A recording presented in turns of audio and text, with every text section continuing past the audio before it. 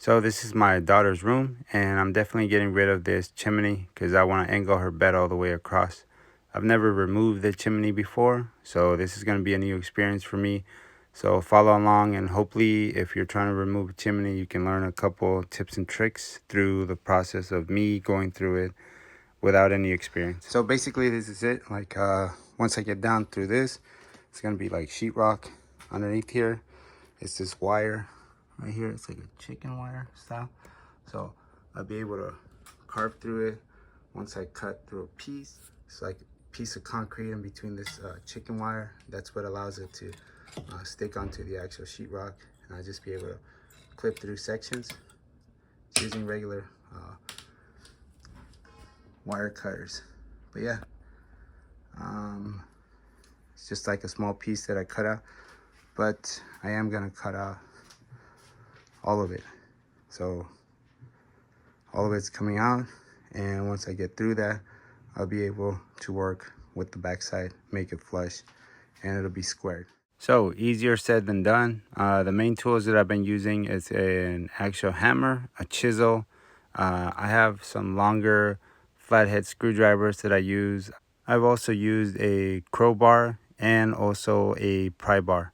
Any regular pry bar that you use for any automotive purposes, that's exactly what I've been using.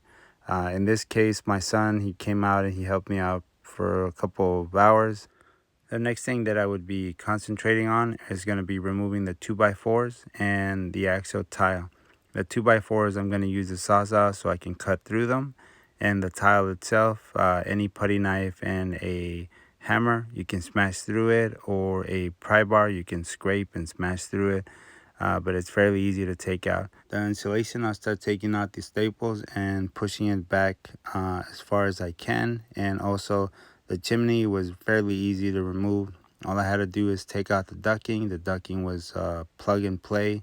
It was just pushed on there, and then the chimney was just heavy, and I pulled it out, and that was it. So I got the chimney all taken out, but for this one, you're definitely gonna need a fair amount of tools. I am gonna use a grinder to cut that off. The insulation, any kind of stapler will do. I had this portion of insulation in the front, which was just a small cover that just kind of covered a section of it, and then the chimney came out like to right there in the front of it. So that's what I used. I am gonna use some of this insulation. I'm gonna nail the bottom portion of this to this because it is broken and it swings back and forth.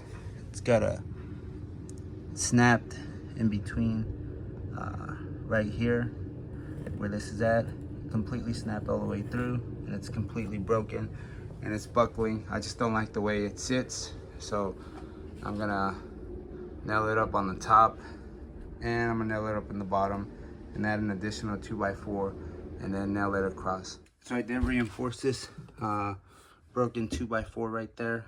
I have one running alongside of it. I have this wire here. Since it didn't have a cutout, I just made this little notch there. It's a lot better improvement over the other one. It's going to be a little bit thicker. When it comes down to the insulation, I'll have to cut it down some. But other than that, this is looking ready for insulation. As right here, since I am going to put brand new flooring, there was a nail that was like shot down through here, and it came and it was exposed right there. That's going to be a problem. Definitely have to clean that off, shave that off a little bit, and pull all these splinters out before I start putting the brand new flooring down, which there was no flooring here at all yet. Definitely have enough to buck up my piece of sheetrock here, and enough here. So I'm done with the insulation. All I got left is to install the sheetrock, and that is what I'm gonna do tomorrow. This is my lovely mess. So far I got one sheet of sheetrock, and I'm working with the other portion right there. That's gonna go right here, and it looks pretty messy or whatever, but like definitely it's gonna get covered up. I finished the actual walls, putting the sheetrock, and then I'm gonna probably mud tomorrow. It's getting kind of late. I just shoved some extra sheetrock that I had on the top of the ceiling and just kind of shoved it in there. You don't need to do that, but definitely I did a border all the way around, going straight down to there and coming up. So when the sheetrock butts up against that, I have a way to catch it all the way across, going all the way on that line. And I'll be able to follow that all the way straight. It's a crazy little triangle. I could have cut out a piece going on that truss right there and then just cut it all the way down there and made a square there and kind of went out that way, but I just went the easiest. It wasn't easier to do the 2x4s. Either method would have worked. You would have cut down straight across here and then matched it on that side and then put just a square piece of sheetrock, or just follow that along with 2x4s, all the way down with 2x4s, and all the way down with 2x4s. That way, wherever I do my points, I have a piece of 2x4 there where I can butt up the actual sheetrock and then continue the sheetrock on the other side. And that's where I'm at. I'm gonna try to finish putting the sheetrock on the top of the ceiling and have it all ready to mud tomorrow. So it's pretty late at night, and I just finished putting in the rest of the sheetrock. Tomorrow I gotta wake up, go to work. When I come back from work, I'll continue mudding. Basically what you do is you just join both of these sheetrocks, cover up all these holes, let it dry. It's a process of a couple days, but when it's done, it should look something like this clear wall right here. So this is my first pass on mudding and covering up all the screws. I'm gonna do that very last. That seam right there and the seam right there. One thing that I didn't account for was these corners here, since there's already actual tape that I gotta rip off. So I gotta rip off this tape and a portion of the actual paint. So I'm gonna start getting this wet. I should have prepped this last night in order for me to come in and finish on a awesome note. But on this awesome note, I am completely done with mostly the harder parts. So the inside, this line, that one, and the top one there, that's all done. I kind of wanted to do this, but at the same time, kind of want to get the hard parts done. That way I can fully have all this mud by the end of the day today. Hopefully I have enough time today to do it. So just finished up. I was able to clean up all this section, the top section and the lower section, and I got everything mudded up, and so everything looks kind of sort of first pass.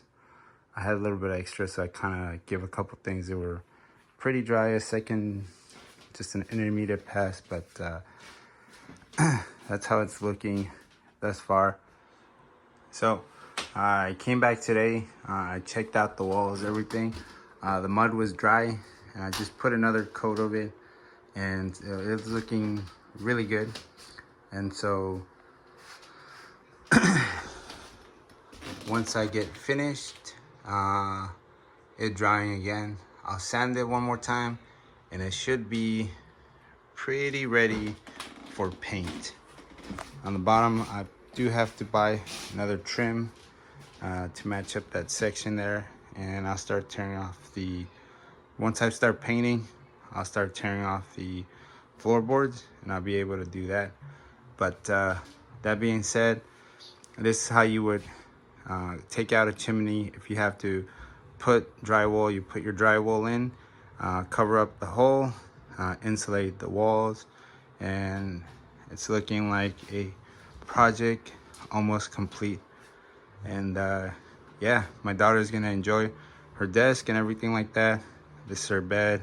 She's got a little couch there that she uses, and I can't wait to see what it looks like as a finished project. But for now, it's time to wait for this to dry. You can see this is a dry portion, and this other wet stuff here is not dry. Cool.